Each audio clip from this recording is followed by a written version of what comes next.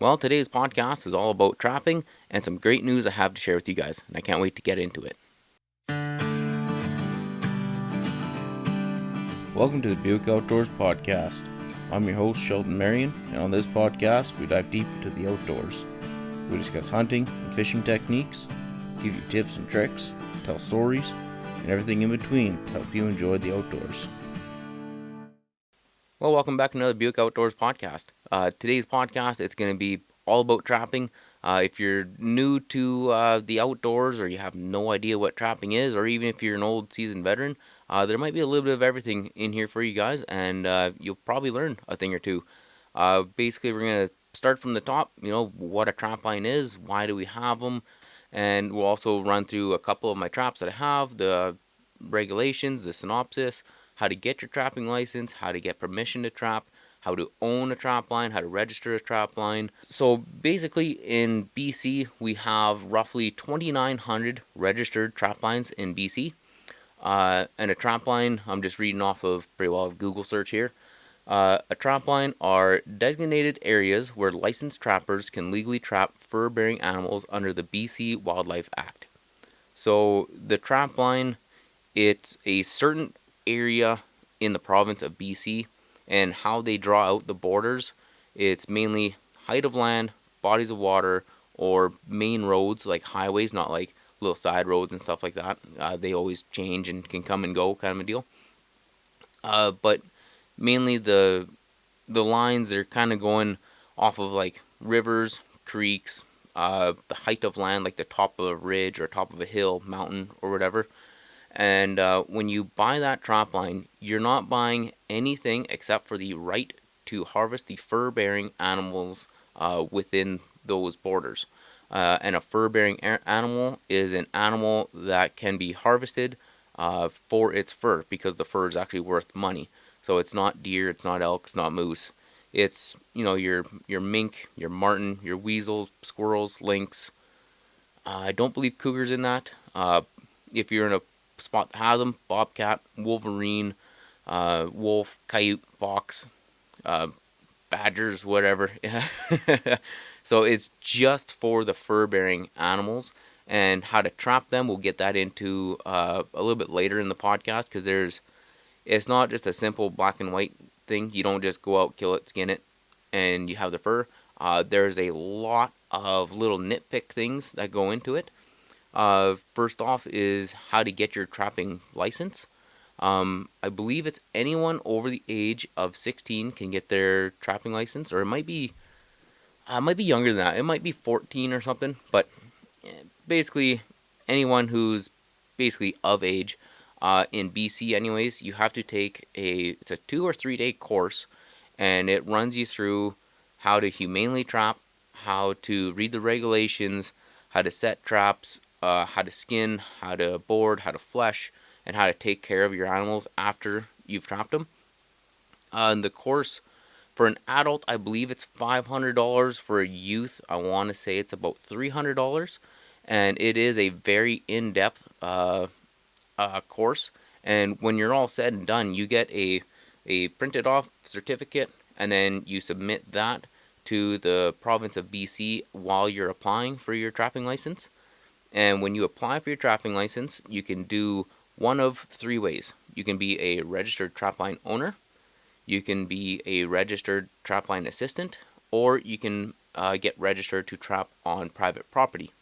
The first two, registered trapline owner or an assistant trapper, uh, those just go through the BC government. There's no other third party oversight. Um, Basically, if you want to be a registered trapline owner, you have to purchase a trapline, get that registered into your name, and that takes a couple of months through the BC government. And if you want to be an assistant trapper, you basically have to get written permission from the registered trapline owner, and you have to fill out a piece of paper. It's called the registered trapline consent form, and basically it says, I, registered trapline owner's name, give permission to you who are submitting the paperwork to trap on this trap line, and it'll be TR0 whatever it is, the 745 T002 is the trap line number. Basically, TR means trap line. 745 would be in like the management unit 745. So if you look in your hunting regulations in region 7B, we go from 732 up to 758 or something like that. And then within each of those regions, it's broken down into what I was talking about, those small little grids, little plots of land that you can have access to trap to. Each one of those has their own number, so it's numbered 001 up to however many are in that management unit. Say there's 25, it'll go up to 025. And then you basically sign that, you submit it with your paperwork, and then it goes through the BC's approval process. And I don't really know how that exactly works. I know it does take, it can take up to a couple of months. And then when you're getting your trapping license, you can apply for a 1 year or a 5 year. A 1 year, I want to say it's $100. Nah, it might not be that much. You'll have to look at that. I can't remember. But then the 5 year is $200. And then I can't remember when you have to renew them, in June or something like that. I can't quite remember. But every year, if you do the 1 year, you have to renew it every single year. So you have to go through this process every single year. If you do the 5 year, then you're good to go for the 5 years. Another thing with the assistant trapper, there's also an end date on that piece of paper. So for the most part, most guys will give you 1 to 5 years on how long they're allowing you to trap. And when you're trapping on their line, you have to keep that piece of paper on you, because if you don't, you're just kind of going by the guy's word of mouth, and it's very, very possible that you could be just out poaching on a line. So without that actual written letter, you really don't have any evidence that you're allowed to be there. If you're wanting to trap on private property, there's a little bit more that goes into it, just because there is a third party process that has to go in to allow you to do it. So basically, when you fill out that paperwork, it's kind of the same thing as being an assistant trapper, except it's through the BC government and the First Nations. And essentially, when you fill out that paperwork, you just write which management unit you'll be wanting to trap in. So say you live up by Fort St. John and you want to go and trap in, say you have private property in 732. You basically just mark down, yeah, in region 732, I want to trap on somebody's farm out there. That gets submitted to the government. The government submits that to the First Nations, and they also have to approve of it.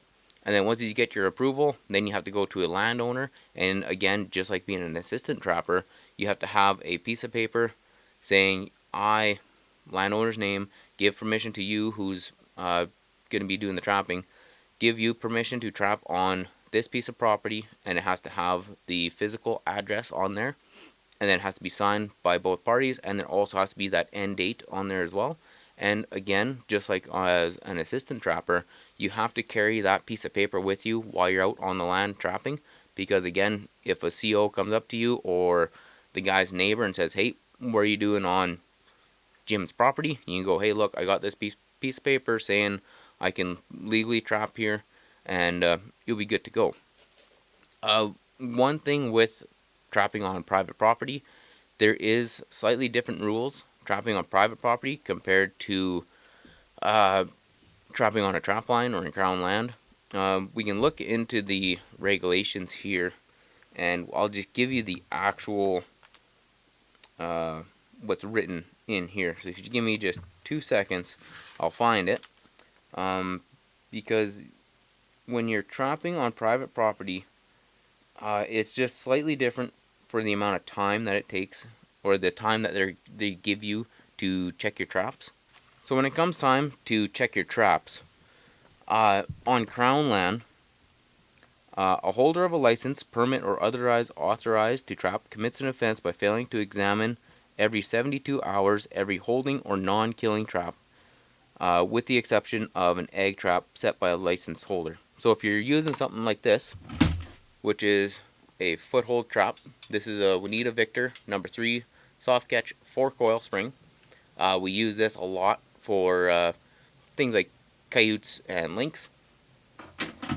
If you're on your trap line or the registered trap line that you have permission to be an assistant trapper on, you can go every 72 hours.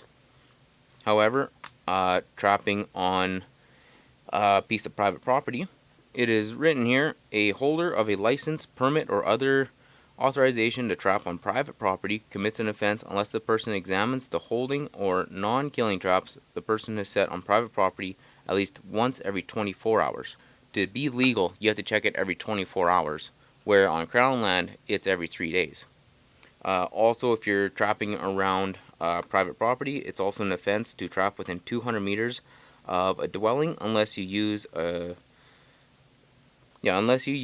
if trapping on land, a live box or egg trap, which we don't use, that's mainly for like raccoons and stuff, or if trapping on or in water, a conibear not larger than a 330, a foothold trap not larger than size number 2, or submarine traps. And it is an offense to trap on private property without a trapping license and the written permission of the property owner. So, like I said earlier, when you're doing all your paperwork, you have to get that written permission from the property owner, and you have to carry it on you. Like I said, if a CEO or the neighbor comes up, you have written documentation saying, yeah, yes, I'm allowed to be here. Just like if you're hunting on property, you have to have that written permission from the landowner as well. A handshake deal only goes so far. You definitely need the documentation for that. And if you're wanting to look at any of these trapping regulations, if you grab just your hunting and trapping synopsis or hunting regulations, whatever you want to call it, if you go right down to the back, this one is on page 71.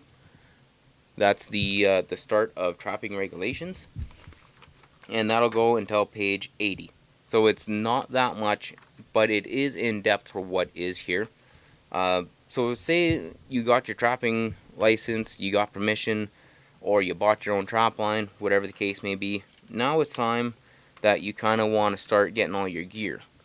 Other than the basics, your skinning knives, your fleshing boards, your drying boards, fleshing knives, everything like that. We can go into that a little bit deeper here in a bit.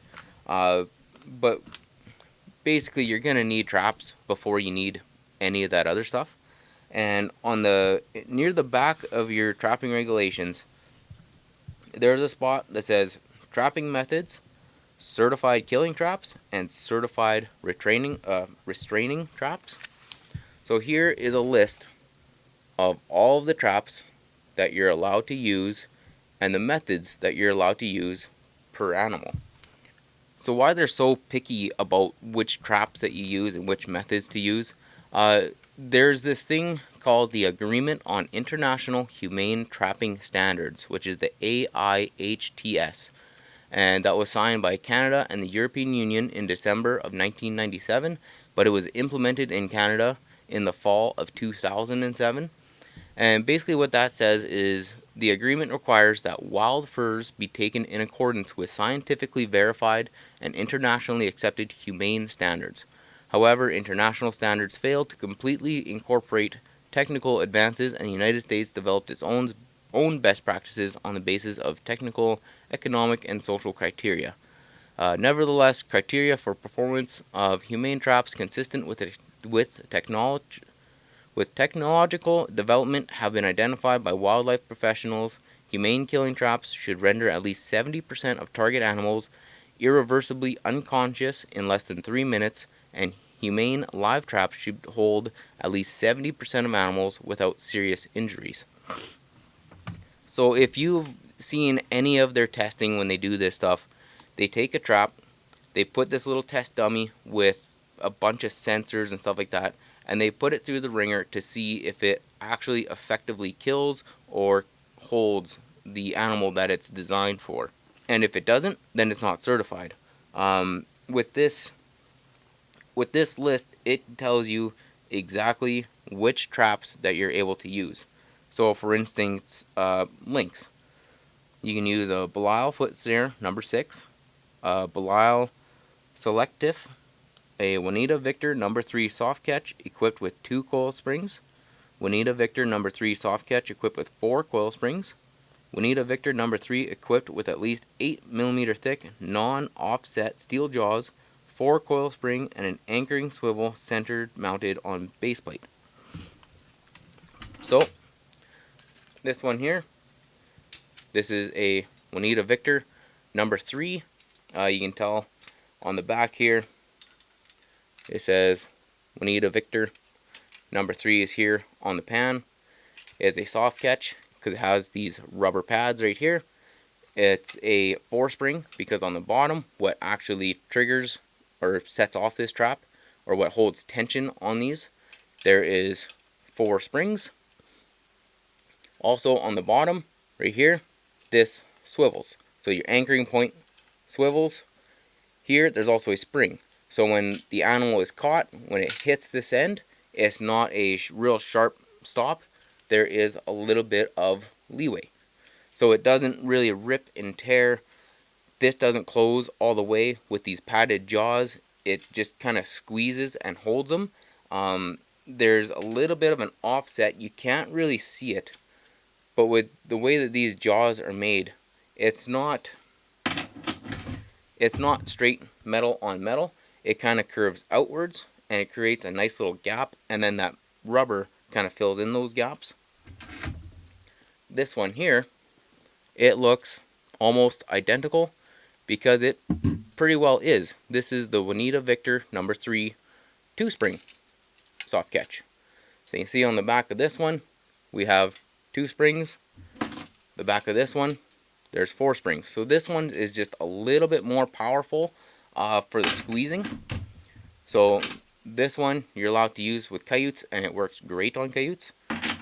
Where this one, I believe you can still use it on coyotes, but it doesn't quite squeeze them as good. If you catch, say, something like a wolverine in this one, they will pull out of it, and that would be an accidental catch. However, we have held wolverines with these ones with the 4 springs.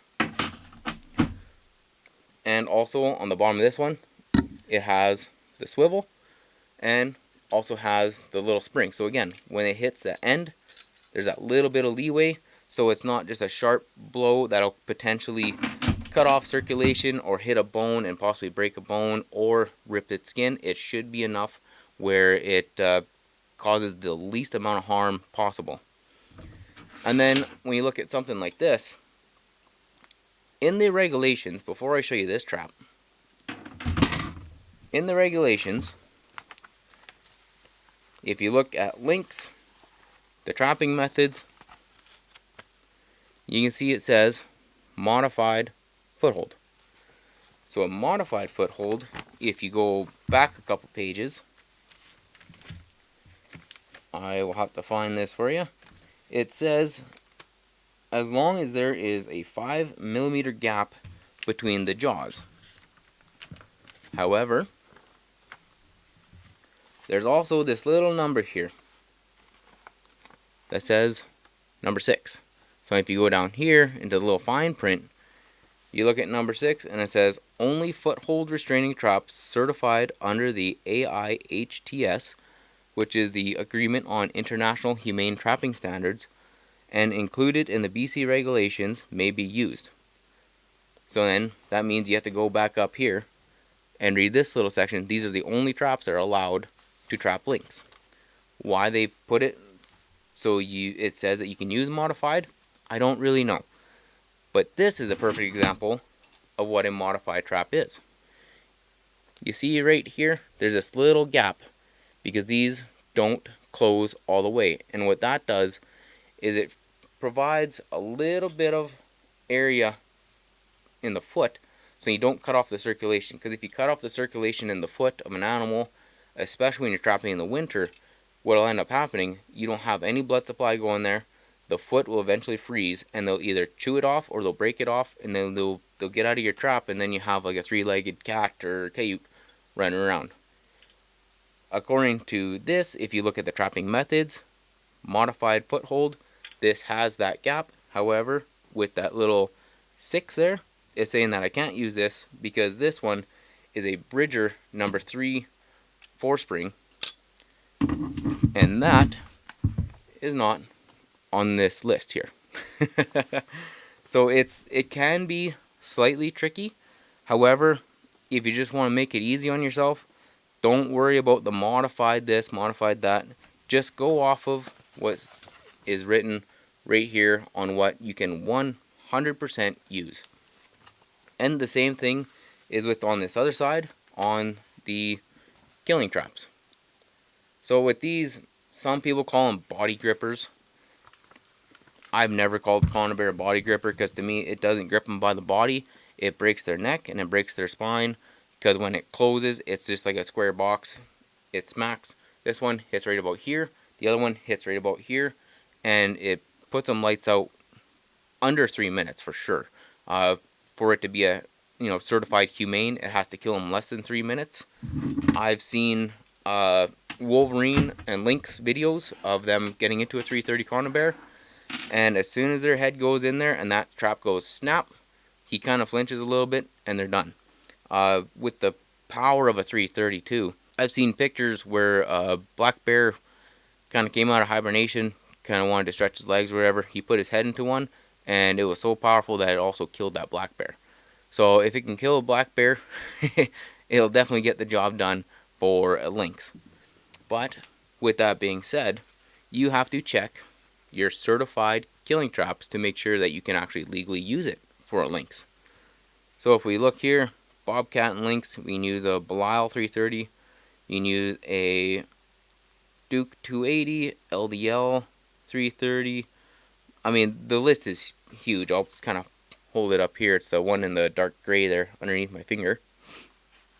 There's a bunch that you can use. So Belial Super 280, Belial Super 330, BMI 220, BMI 280, 220, 280, Magnum, Bridger 220, Bridger 280, Duke 280, LDL 220. The list goes on and on. But then you can also go down the list here and say for Fisher where it's open. Again, if you're in places, I believe like Region 5, it's completely closed down. You can't trap Fisher at all, even if it's an accidental catch. You're supposed to report it.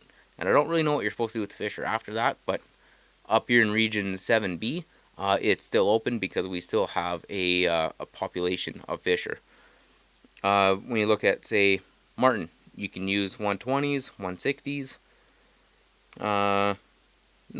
There's a couple of other ones, but I don't even know what they are. A Northwoods 155, a Coro number 1, Coro number 2.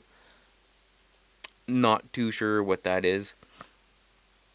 So depending on what animal that you're targeting is what you should be using your traps for, and that's part of your trapper education course too. Say you're going after a lynx, when you take your trapping course, they're gonna teach you how to set a lynx pen or how to properly trap for a lynx. It's not saying that you're not going to accidentally catch a wolverine in that trap like we have before, but you try to do it your best possible way on targeting a lynx. Now, animals are going to be animals. We've caught a few things accidentally. We've caught squirrels coming down a tree and putting their face right into the pan of a foothold. That killed them real quick. But we didn't purposely set that. It was a lynx cubby all set up nice. The squirrel came down the tree, ate some of the bait that was in there. He tried to walk out and it snapped him. We've also caught, we had an elk put its head right into a marten box, and he had one of the 120s come up, smack him on the nose. It didn't catch him, but there's elk hair all over the jaws of that 120 conibear. And again, we're not targeting elk, right? It was in a marten box on a tree about 5.5, 6 feet up. Marten bait, marten lure. It's not an elk trap. An elk was just very curious and went and he stuck his nose in it. There's nothing that we can do or to deter other animals coming in. That's a big thing in regions where the Fisher are closed down. I'm not 100% sure on how they do it, but I believe that you're supposed to have some means of releasing the Fisher. So if you catch them in a foothold, you're supposed to release them from that trap. I don't know how they do it, or if they expect the trappers to do that. I just kind of heard whispers that they were talking about that. We released one once on the Cecil line, and we basically took one of our jackets, threw it over the Fisher, grabbed the trap springs, squeezed them, and he ran off. Took the jacket with him. We had to go find our jacket. But with that being said, it's very, very, very dangerous. Because if a fisher, wolverine, lynx, coyote, whatever, if they get a hold of you, they're gonna chew you up or claw you up really, really bad. So I don't know if they've really implemented that or if it was just in talks on how to implement it. So speaking about fishers, another thing they have to kind of look for in your trapping regulations too is compulsory reporting and inspections. So with the compulsory inspections and reporting, a person must promptly report to an officer when they accidentally kill or wound an animal. So that's, if you say you accidentally catch a cougar. I seen one of the trappers locally here. He caught a cougar in, I believe it was a wolf snare. So we had to report that, and they came out. And they did a bit of a investigation to see if you're somehow targeting a cougar, and they deemed it no, just an accidental catch. So they kind of took the cougar out, and I think that was about it. And there was no fines or anything like that. And unfortunately, he couldn't keep the cougar either, which was I thought that was kind of weird, but whatever. It is what it is.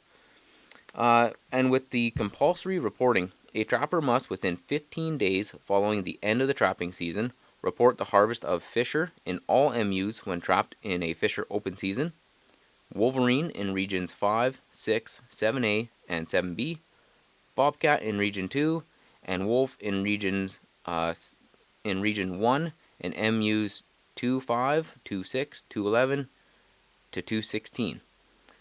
Compulsory reporting forms are available at any ministry regional office or www.gov.bc.ca/trapping, and reporting may be done by mail to the address on the form, phone, or in person.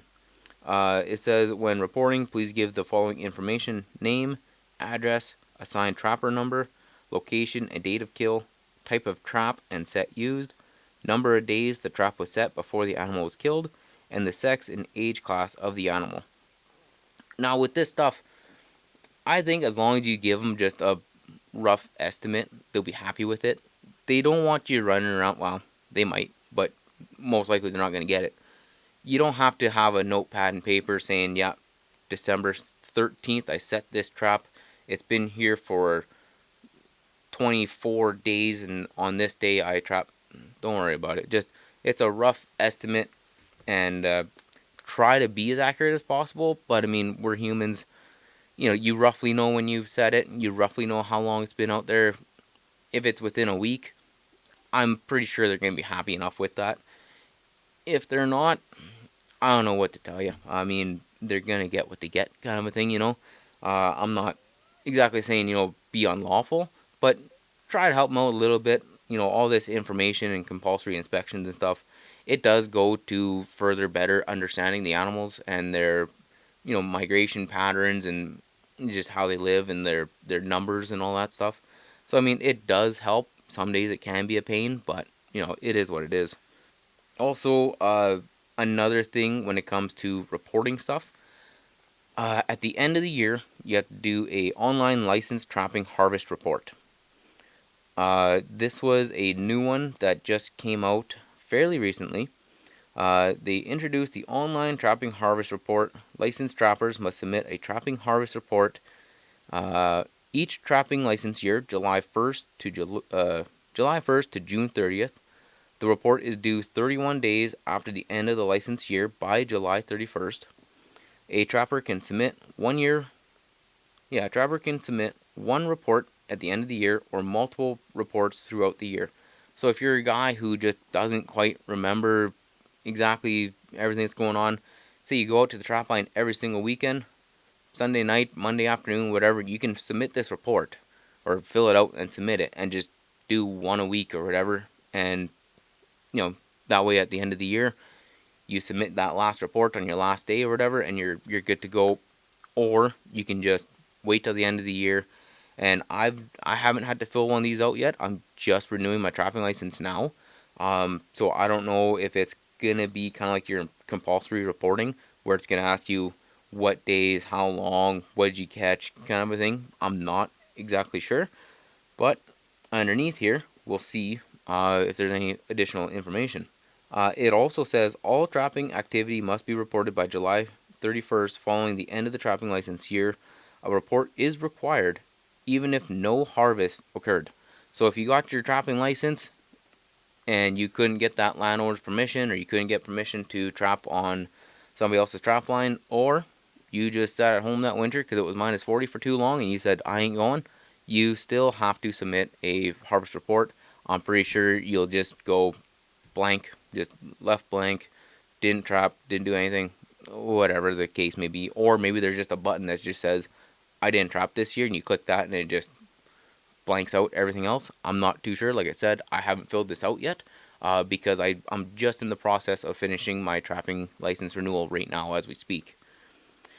Trappers can submit the report online through the WILD system. The WILD system, that's the system where you need your BCE ID and you get your hunting license, fishing license. You apply for limited entry through that, I believe. It's quite the system. You can also submit a completed report form available online to any Front Counter BC office. Information required on the report includes Trapper's Fish and Wildlife ID, so your FW ID, your management unit, trapping license number, month, trapline number or private property, sex and quantity harvested, species, park name, and park use permit if applicable. Additional info on how to submit a report is available on the Trapping in BC website. That's a real long one. I'm not going to list that off, but pretty well gov.bc.ca/government, and you just find the trapping tag. Compulsory reporting and compulsory inspection of fur bearers is still required. Permit holders do not report the permit trapping activities in the trapping harvest report. Permit holders will continue to report as required under their permit. Then it says here, individuals who are exempt from holding a trapping license in BC are not required to report, but a voluntary reporting option is provided. I don't know what that means. According to the law, you need a trapping license to trap. So an individual who is exempt from holding a trapping license, they probably just shouldn't be trapping, in my opinion. Everybody else has to go through all these processes and spend all this time and money and effort to get the trapping license. I don't think there should be anybody who's exempt from a trapping license. Also, with this, licensed trappers may also be charged with a $460 fine if a report is not submitted by the deadline. With that being said, too, licensed trappers who do not submit all their trapping activity by July 31st following the license year will not be able to purchase a license, permit, limited entry hunting application, or guide territory certificates under the Wildlife Act until the report is submitted. So that's almost identical as if you buy a moose tag in BC. Even if you don't hunt moose, you still have to put in your harvest report of moose or whatever it's called. And if you don't, there's a big red flag that comes up when you go to renew your hunting license or buy any more tags. And it'll say, you did not fill out this report, you do not get to buy another hunting license. So it's very important that you get that stuff done.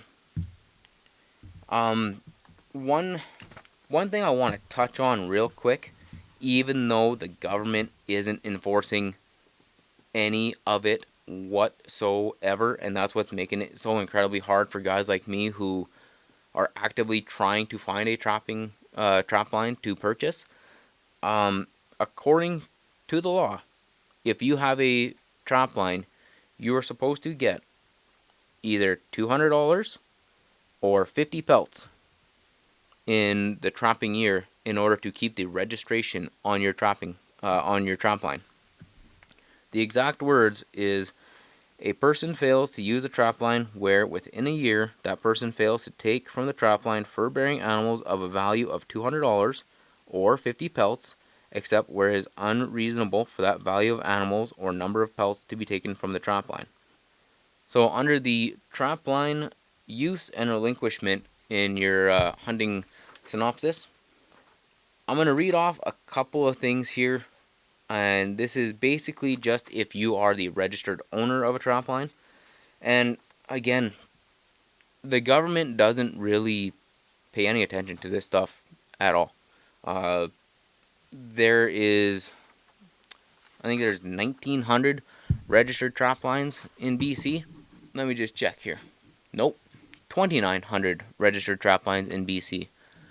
Out of those, every single one of those registered trap line owners are supposed to follow every single one of these rules in order to keep the registration of their trap line. Because if they don't, by law, it's supposed to be stripped from them and sold at an auction. However, that hasn't happened in probably about 20 years, and I can't see that happening anytime in the future. But as we're covering all the rules and regulations, well, most of it anyways, we might as well touch on the subject, and hopefully one of these governmental people are watching this podcast, and it'll be a kind of a kick in the pants, so they can actually do their job, and then that way guys like me can actually go out and find a trap line that has been sitting at idle, not being used for years and years and years, and one of us can actually use it. Hello, cat. So if you what's up, buddy? So with this, the registration of a trap line on Crown land can only be granted to a person 19 years of age or older and who is a citizen of Canada. So with that, I think in Alberta it's a little bit different. Only Alberta residents can be the registered trap line in Alberta, where in BC it's anybody in Canada. No more than one trap line shall be registered to a person unless trap lines are adjoining and a fur management plan is approved by the regional manager.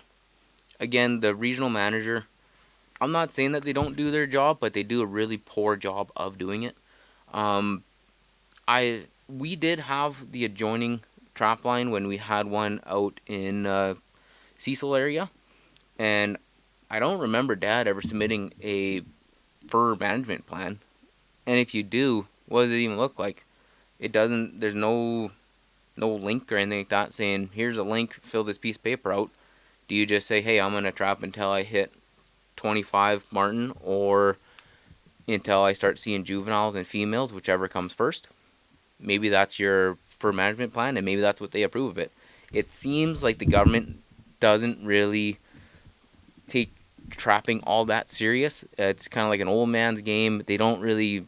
It's so far down their line of what needs to happen. They don't really pay attention to it all that much on the regulation side of things and the registration and all that stuff. It goes on to say that the registration of a trap line does not give the holder of a trap line any propriety rights in wildlife or restrict the rights of another person to hunt or capture wildlife where authorized by regulation or permit. So if you own that trap line, if somebody wants to go out and shoot a moose on your trap line, tough luck. They're allowed to go and hunt moose. You don't own the property. You only own the rights to trap. The boundaries of a trap line are defined by the regional manager. And again, with that, I don't think they really change them.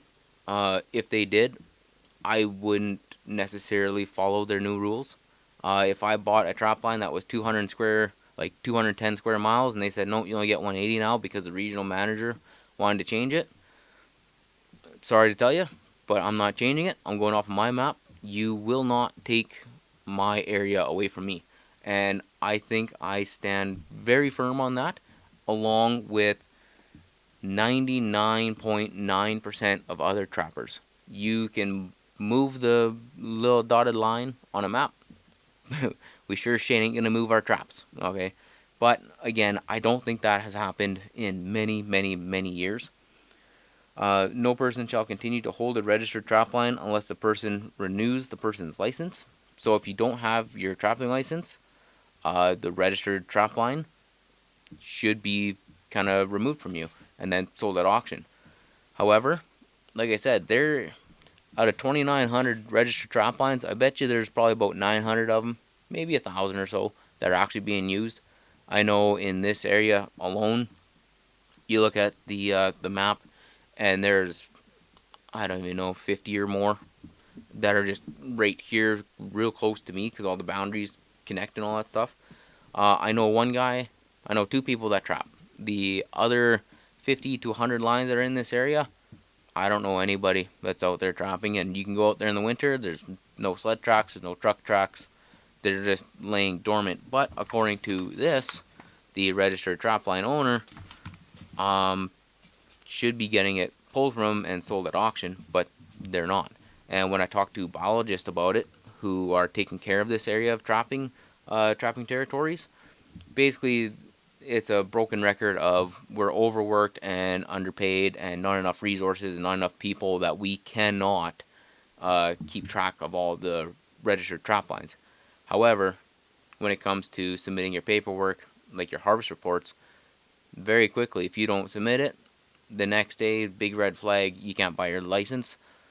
And that's with new reports that they just implemented very recently with your trapping reports, your moose tag reports. But meanwhile, they don't have enough for the sale or transferring of ownership of trap lines. I don't buy their BS, but whatever. I'm just, I'm just the old redneck out in the woods trying to legally trap, and they're making it almost impossible. So a part of that, it goes on to say, uh, the relinquish or transfer of a trapline must be approved by the regional manager. No person shall continue to hold a registered trapline unless the person renews the person's license, carries on active trapping on the person's registered trapline to the satisfaction of the regional manager. So again, regional manager, he probably just doesn't care. He or she, whatever. Maybe his satisfaction is, yeah, you own it. That I'm satisfied. Uh, Obtains permission from the regional manager to temporarily discontinue the use of a person's trapline. Which again, if you have something that comes up, you can't make it out to the trapline. I totally understand that. But according to law, and it's written right here, for a period not exceeding 2 years, or uses or causes the use of the person's trapline by a licensed trapper or a person exempt from holding a license. So, again, if you have something medical come up and you can't make it out to the trapline for a couple of years, I don't want to see those people lose their license, or not their license, but I don't want to see them lose their trapline. But what happens a lot of times is that Grandpa had a trapline. The old boy unfortunately passed away. Nobody in the family knew that he had a trapline, or they did, but nobody wants it. And then through the whole death certificate process or whatever, nobody mentions the trapline. Nobody says anything. It's still registered to the old boy. And then 10 years later, a guy like me goes out to the bush. I find some old rundown cabin. I look at a map. Hey, look, this is a trap line right here. This was an old trapper's cabin. Try to get contact info. You can't. Everything's hidden. It's not public record, which is good because all the anti-trapping people would probably just blow your phone up if they wanted to. But then trying to get possession of that trap line or get permission to trap on it, it's impossible because there is no paper trail record of who owns it, or if the estate is now the owner of it, or if it was the old boy's wife or his kid or whatever, right? And now all of these trap lines are sitting dormant, not being used, and they're just a complete and utter waste. Meanwhile, a person like me, I could make a bid on that trap line, say it's as low as 5,000, or who knows, maybe I'm crazy enough to spend $60,000 on this trap line. If it's auctioned off by the BC government, all that money goes into the BC government and some sort of a wildlife federation or foundation or something like that. But they won't take the time to process all this stuff, and they don't have the resources. And again, I understand it. It is a really niche subject and a niche problem. However, they have no problem denying you to get your trapping license if you don't fill out your stupid report, or denying you your hunting license if you don't fill out your moose hunting report. However, somebody can sit on a trap line for 20 years, never use it, and it's just a wasted resource in my opinion. But that's enough of that. That's just me starting to complain about that whole process, but it is part of this whole trapping problem that we have. So another major one in your hunting and trapping synopsis is the actual provincial trapping seasons. Uh, just like any other animal, there are seasons for them. There's an open season, there's a closed season. With trapping, though, there is not exactly a bag limit. They allow the trapper to kind of regulate that themselves. For in one set, in one sense, it's really good that they do that. In another, it's also terrible. Uh, if you are a good outdoorsman, you'll know when to stop. If you're out, say, catching lynx, you're catching a bunch of nice, big, old tomcats, and then you start to catch a couple of females, and then once in a while you get a kitten, you need to stop. Other people won't really see it that way. They see just cats getting into traps, and they won't stop. Uh, but unfortunately, if you do that, you just kind of decimate your herd. Once as you start getting females and juveniles, and it doesn't matter what it is, whether it's lynx, bobcat, marten, mink, that's when you really need to start to slow down or just pull your traps and stop. And with that, it changes in every area too. You can have one part of your trap line that there's just a great big stand of spruce, and there's marten all over the place, and you can catch 30 marten there in the winter, and you catch nothing but males. Maybe near the end of the season, you might catch one or two females, but for the most part, it's been just all nice big males.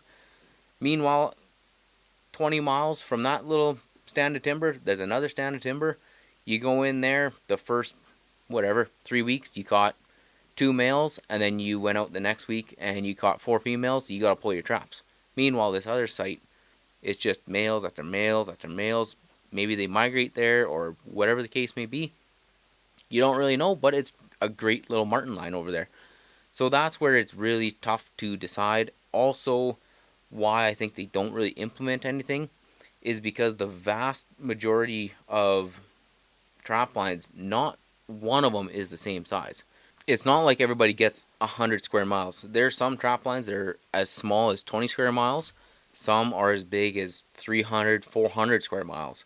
So with that, the guy with that 20 square mile area, he might only have like 15 marten in his entire area that are alive. So his limit that he will set, maybe it's 4. He catches 4 males, and then all of a sudden the females start coming in. You gotta pull your traps, otherwise you just kill off your entire herd. Where the other guy up by like whatever, up by the Northwest Territories, up by like Fort Nelson area, if they have some ginormous 400 square mile trap line, I don't know if they're actually that big. Who knows? Maybe they could catch 150 marten in a year and not have a lick of issues because they trapped the north side of the line, where they let the south side of the line, recuperate because they trapped there for the last 3 years straight, and now they're going to do the north side for 1 to 2, maybe 3 years, and then maybe they'll go to the center of the line for 2-3 years. By the time they get back to the south side, it's been 8-9 years, and those marten populations have just exploded, and now he can catch another 150 or whatever it is. So it's really up to the trapper to decide what your limit is. And with us, we always set a limit. Well, not really a limit, but we tried to catch 25 in a year.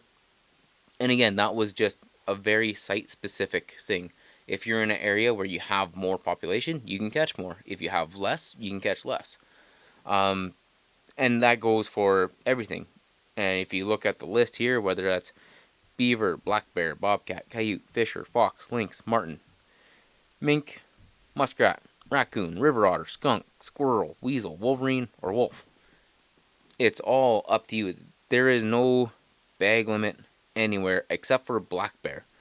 Black bear, you can shoot 2 bear per year on your trapping license. You can also shoot 2 bear per year on your hunting license. So if you're a big time bear hunter like I am, I now go out and legally shoot 4 bears. So for me, this next spring, I'm going to head out to the trap line with my written permission letter, and I'm going to go and harvest 2 bears on the hunting license, and I'm going to harvest 2 more on my trapping license. And with that, you're supposed to take the hide, and you're supposed to clean it, scrape it, do all that good stuff, and actually dry it so it's ready for the fur auction. And you're also supposed to take the meat from a bear. Every other animal that you trap, you're not legally required to keep the meat, and you're especially not required to eat the meat. Something like a wolf or a coyote, nobody's eating that. But with that being said, though, if you trap, say, a beaver, bobcat, lynx, muskrat, and raccoon, you can definitely eat all of them if you're courageous enough. Beaver's not too bad. Lynx is pretty good. Haven't had raccoon or bobcat. Don't think I've had muskrat either. Oh, and squirrel. Squirrel's excellent. But again, that's not me saying that you have to. It's just saying that I have. And if you want to try it, it's great.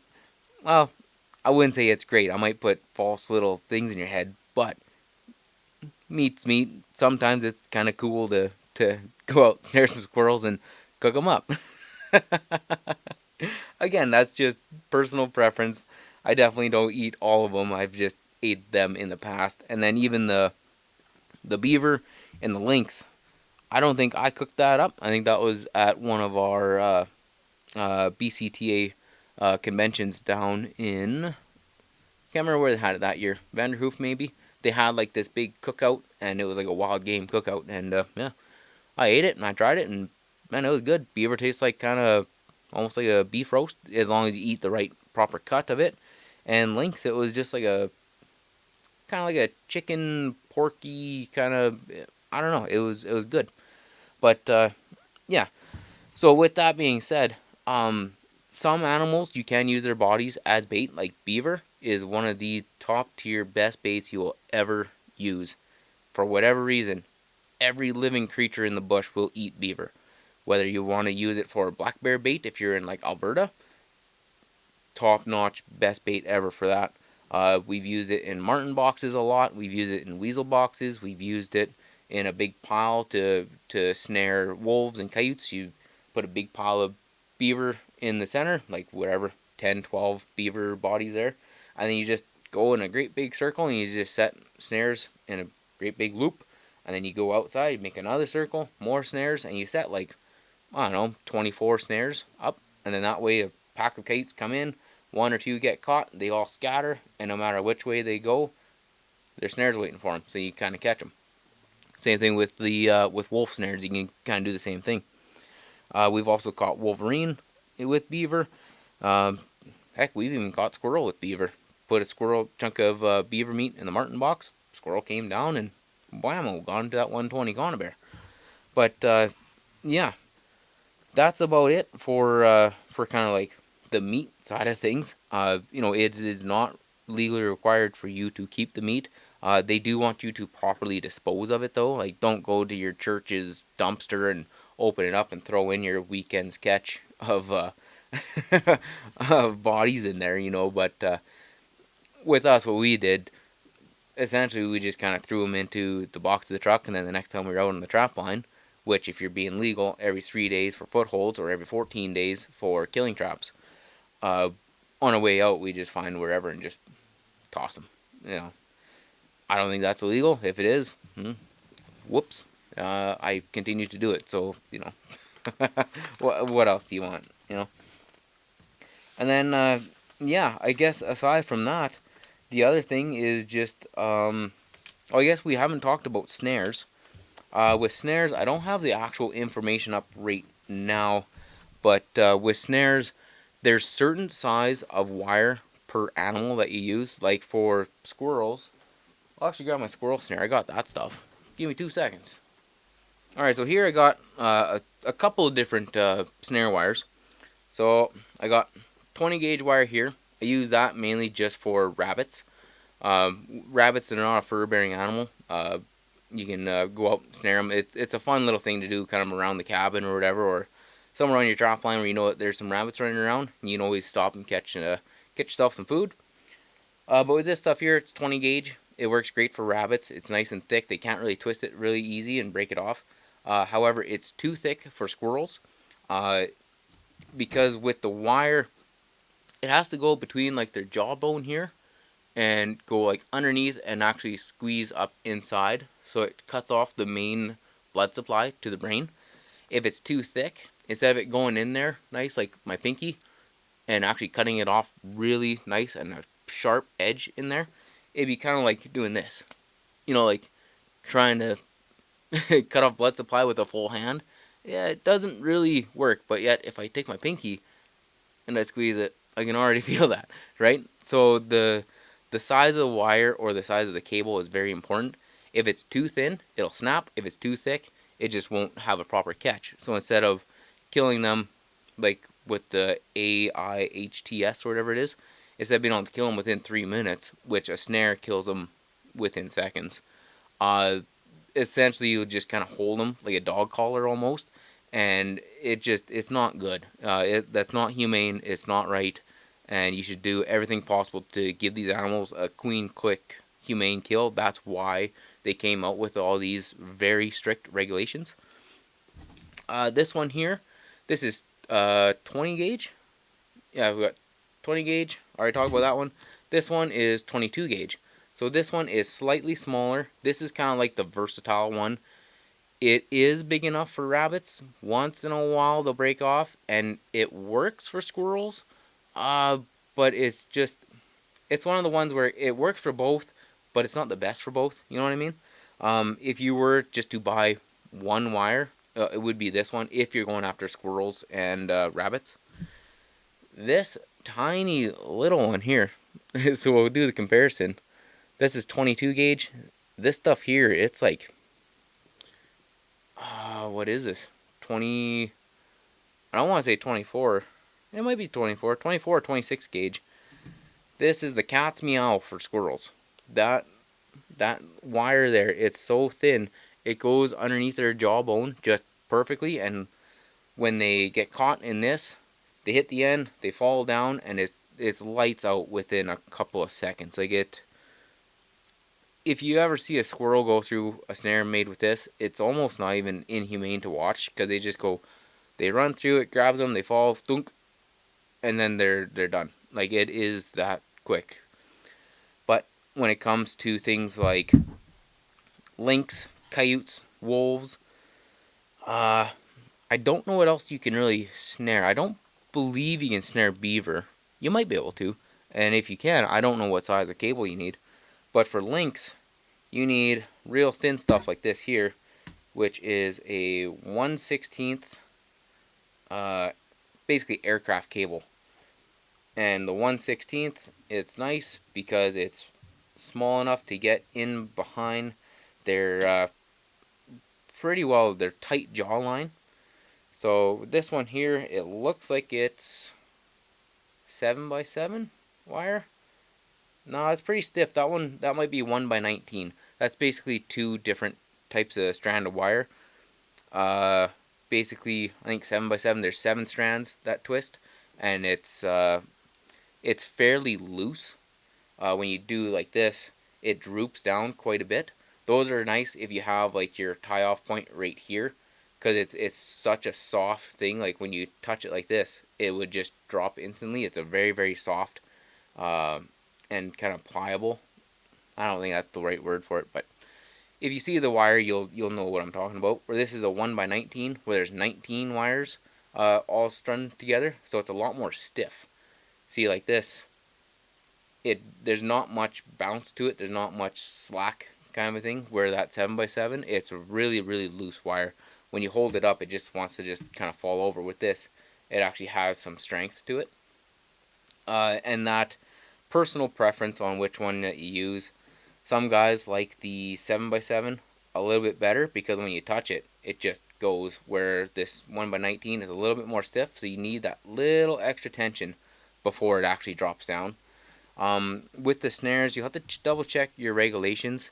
I can't remember which ones require locks, and some require the deer breakaways.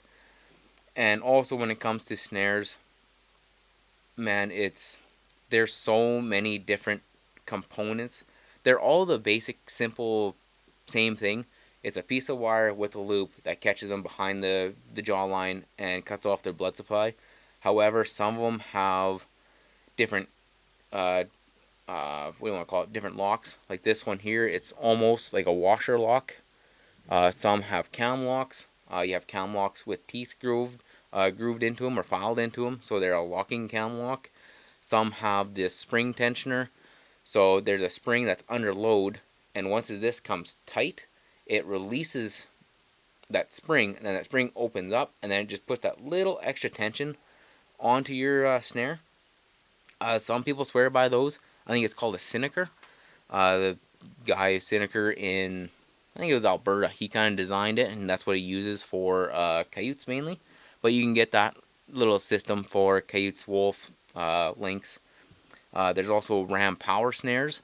With those, I've never used them. They kind of look kind of somewhat dangerous because like the way that those are set up, you have your snare set up like this, but then you have a big spring, kind of like a conibear, and when you set it, the spring comes up like this and sets up top, and there's a little clip. And when an animal goes through the snare tightens up and it pulls off that clip. And when that clip comes off, that spring that's all preloaded, it opens up and it just slams them right in the back of the head. Now, with that, it does ensure one heck of a tight snare loop. The problem with those is if you have something that, if the snare wasn't quite set up right, like for a lynx, you kind of want about a 7-inch snare, about 7 inches from the ground. That way when they walk through, they walk like this, and it just touches them at the bottom of their chin, and it just slides over and tightens up. However, say you set it up, but you're kind of new to this, and you made a snare about like that big, about a 10-inch snare. Well, now when he walks through, he's able to go like this. He's able to step through it. And if they step through it and you have a power snare, when that thing goes off, you're not going to get them right here around the neck. You're going to get them kind of armpit, belly, neck, ear, who knows. And it's just, there's too much room for failure, basically, and not a perfect catch. If you are a seasoned trapper and you know exactly where to put this, and some guys are like that, they'll set up a snare and they go, no, it just needs to go like this. Like, they need to tweak it like quarter inch, like, now you'll catch them. Those guys, sure, absolutely, use a power snare all you want, because they are good at what they do, and they know, like, for whatever reason, they know exactly where that animal is going to go. However, newbies, I don't recommend power snares. For one, they are pretty dangerous. As you're pulling that spring up to set it, if you let it go and that thing comes back and hits you in the teeth, there's a good chance that you're going to lose a few teeth, because they are that powerful. But yeah, that's kind of up to you. It's not illegal for a new guy to use a power ram or a power snare. However, this works. This is a good way to learn. Once you get a couple of winters into your system and you kind of realize what you're doing and how to fix things up, then you can kind of graduate into a ram, or power snare. But just starting off, I wouldn't really recommend it. Plus, these things here, they're pretty cheap. I believe I just bought a dozen for $25. And if you want to make them, you go on to things like, well, if you want to order any traps or supplies, you can go on to like Halfords in Edmonton. There's F&T fur trappers in somewhere in the States. I can't remember. I just ordered off of those guys. Another somewhat local is Trapper Gord in DeBolt. He has a really nice store with everything that you need. And when it comes to ordering stuff, once you have your legal traps again, you want to make sure which ones that you can use by opening up your regulations, going to page, 75 or whatever it is, and just make sure you get the legal traps. Don't rely on the people that are at the store. Even people that work for Trapper Gord or Trapper Gord himself. You go up and say, hey, Gordy Clausen, how you doing, man? I need footholds. What's legal in Alberta might not be legal in BC or Saskatchewan or wherever it is that you're trapping at, right? So it's always good to have this with you. If you don't have a physical copy of this, everybody nowadays, if you're older than 10 and younger than 80, most likely has a smartphone. And I download every year's or every new edition trapping regulations or hunting regulations straight directly to my phone. So you can go in there, you can open up, say you're at Gordy Clausen's place, and you go, all right, Gordy, I need a Juanita Victor No. 3 soft catch equipped with 2 coil springs. And he will go, okay, right over here. And he'll say, how many do you need, right? When it comes to the snares, that's totally different. You can basically just ask whoever's there, hey, I want lynx snares. And they're going to say, well, how much, how long, right? So some of them are are this long. I don't know how long this is. Give me 2 seconds here. Let's see, we'll take a rough estimate. So this is about a 32-inch snare with a 7-inch loop. So that's about 40 inches. They can come anywhere between, some of them are built where they're about that long. Maybe a little bit less, about like that. So in that way, what you do is you just have your really, really thick wire. You wire it to a tree, that comes out and it just holds on to this, and then you can kind of just put this wherever. Some have longer tails like this, so you can anchor it down low on a tree. What I do is I run wire all the way around. Sometimes I double it up, and then that way this acts as my positioning. So with that wire wrapped all the way around, you can bend it to whatever way that you need to hold it. Where those short ones, they're nice because if you have a tree right here, you can just wire it like that. But, it's personal preference. Sometimes you need a longer one, sometimes you need a shorter one, and it's all up to the individual trapper. But the wire size definitely you have to pay attention to. And that's where somebody like, Gord's store, it's not like Cabela's where it's just kind of any Joe Blow had a resume. Gordy Clausen, he kind of likes to have people where they actually know what they're talking about. So you can go in there and say, hey, I'm trapping wolf, and they'll, okay, you need the, I don't know what it is, 3/32 or 1/8 cable or whatever it is. I don't even remember. It's been so long since I've done it. But also, quick, easy Google search. You can find that stuff out real quick. And then also, one last thing to touch on, if you are new to trapping, you should really consider joining your local Trappers Association. It's a great place to get basically expert knowledge, because it's not just like Joe Blow or whatever. Like, there are people who have been trapping for many, many years or decades, or they're the fourth generation of a trapper kind of a thing. So, like, for me around here, it's the Fort St. John Trappers Association. That's why I got the little hat here. With us at Fort St. John, I think it was $5 to join. And then you have annual meetings and stuff like that. They also have rendezvous in the spring or summer. Kind of depends on wherever they set that up. And then also there's the Provincial Trappers Association. So for me here is the BCTA, which is the British Columbia Trappers Association. And they also put on functions every year. It's been in Vanderhoof, it's been in Quesnel, Prince George. I think Fort St. John had it one year.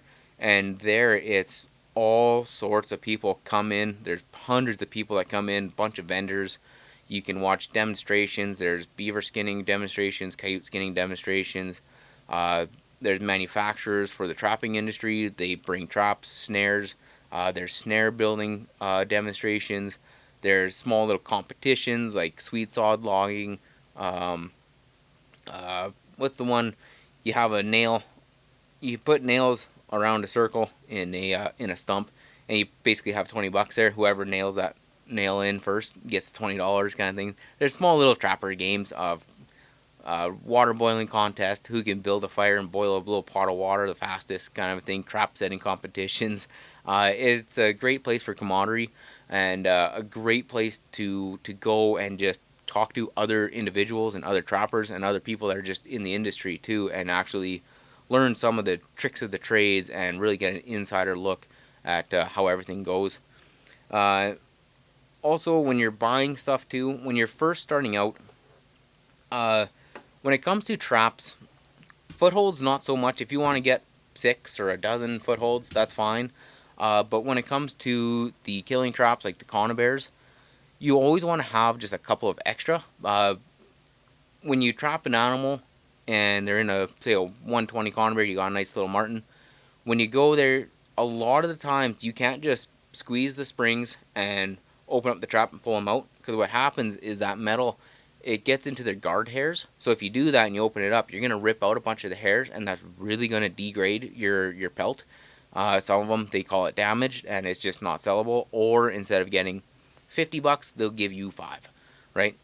So with those ones, you just take the trap, you take it off the tree, whether you wired it on or fence post staple, whatever. You remove it from the tree, you put it on a fresh one, and then you take that animal in the trap and you hang it up by its hind foot, and you let it thaw out with the trap on. And then that way, when you remove that trap, the hair is no longer frozen to the metal, and when you open it up, it just kind of slides off and you don't damage anything. So with that being said, say you get a dozen 120 conibears for your marten line, you should maybe get 18. That way you have like 6 just kind of in your sleigh just in case, or at least have 2 or 3 extra just in case. Worst case scenario, you can just take the trap home with the animal in it, and you just kind of leave the box empty until the next week or next couple of days, whenever it is that you're able to get back out there. When it comes to fleshing beams, depending on what you're catching, if you're mainly going after things like weasel, marten, lynx, you don't necessarily need a fleshing beam. There are fleshing tools. They're anywhere between like 10 to 40 bucks. There's the simple one where it's just like a curved piece of metal with your bar right here. We use that a lot for a beaver. I think those are like $10. When you're doing squirrel and marten, a lot of time what works best is just a table knife. You just use the edged side of it, and you just kind of scrape off that little bit of meat that's there, and you're good to go. Other things that you need is a really good sharp skinning knife. If you go onto any website, they're pretty well anything that says Skinner or Pelter. Basically, it's gonna work for you. When it comes to skinning small things like squirrels, some of those knives are slightly too big, but if you just have like one of those small little charade pocket knives, they work excellent. I don't know how many hundreds of thousands of squirrels have been skinned with a charade knife, but and those you can get those for 20-30 bucks from any Walmart, Canadian Tire, the trapping supply store. Like those things are kind of everywhere. And if you ask your grandpa, most likely if he's an outdoorsman, he probably already has 1 or 2 of them in his pocket. For me, I have about 4 of them upstairs in my drawer. So, yeah. And then when it comes to stretcher boards and stuff like that, again, it's kind of personal preference. When you're just starting out, you don't want to go out and just spend thousands and thousands of dollars just to have something kind of lay around. So like your first winter is going to be a big learning curve, and you're going to really find out what you actually do need and you don't need.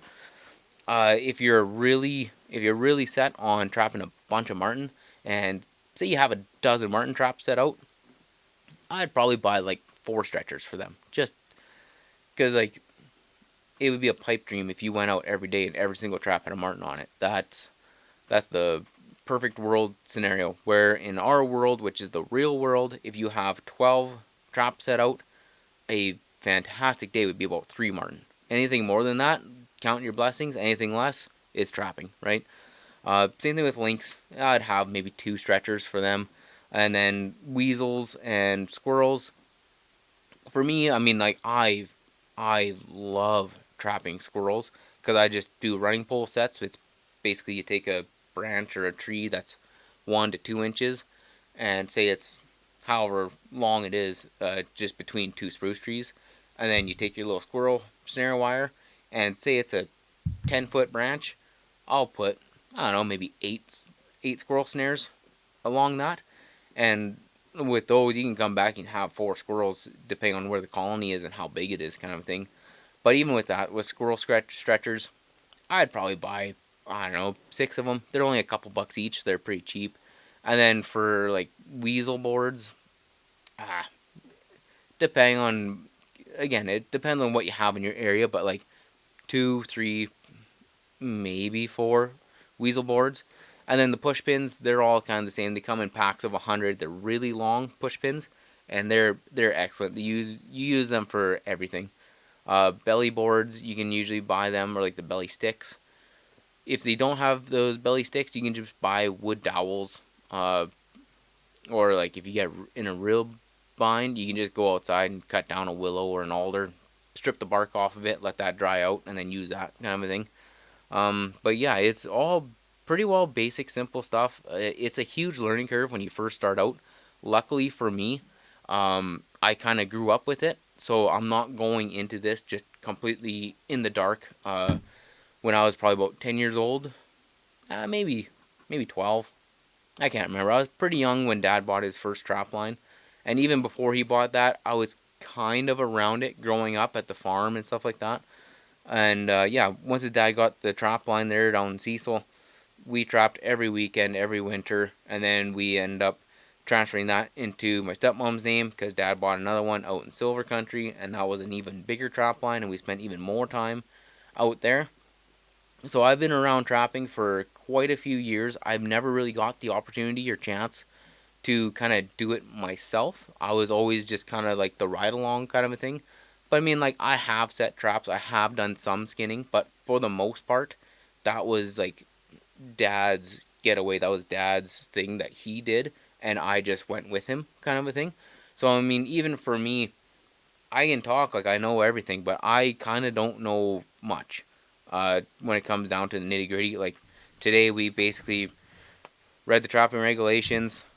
We looked at a couple of traps. We looked at a couple of snares, and that's kind of it. And with trapping, it is very rewarding. It's also very. It's not hard, but you have to be very dedicated to it. You know, you can't just set traps on Monday on December 1st and then come back January 30th and go, well, I should probably check them. Like, you have to be dedicated to your trap line, and not even to the trap line, but to the animals. You owe it to them to respect them, to kill them humanely and ethically, and try not to harm them. But that's all about being just a good outdoorsman and a good trapper. And I wish the best for all of you. And then for me, I have good news. I found a registered trapline owner who said that I can trap on his trapline. Basically, the road goes up the middle. He has another partner out there. He said he gets the right side of the road. I get the left side of the road. He said, give her. Don't care what you do. Don't care what you trap. Keep it legal. Keep it respectful. And if you need to use the cabin, go use it. Doors open. Just make sure you respect everything. And if you don't, you'll be out of here. And I said, absolutely no problem. It's the best possible scenario I could ever imagine or wish for. When he first gave me permission to trap out there, I asked him if he would be okay with me setting up like a wall tent or something like that somewhere on the trap line that he kind of helps pick, because I don't want to be a mooch, and I don't want to be in the way of him enjoying his trap line, because it's not mine. It's not mine at all. And he said, yeah, no problem. Get a wall tent, go set it up wherever. I don't care. I'm like, okay, cool. And then it was just a couple days later. He goes, don't sleep in a tent. There's a cabin. Just go use the cabin. I'm like, all right, even better. So yeah, I have access to it's close to 200 square miles of trap line. Um, there are quite a few seismic lines and trails. I don't think they've been brushed in many years, but it's all part of the fun. Now with me, why I wanted a trap line so bad wasn't necessarily for the trapping. I was talking to my dad about it, and I said, the trapping, it's so far down the line I can barely see it. Because for me, the trap line and the cabin was your own little personal escape. You had this place that you can just go to and forget the world. Most of the time, you don't have phone service, and you just have this place where as soon as you arrive, I mean, even before you arrive, as soon as you leave the house to go there, you start to feel this calmness come over you. And once as you get there, you open up the truck door, you get out, you look at your cabin, and like this weird calmness just comes over you. And whether you had a bad day at work or a bad week or a bad year, whatever, once as you get to the cabin, you close the door, you turn off your phone, and you just take this big deep breath of relief.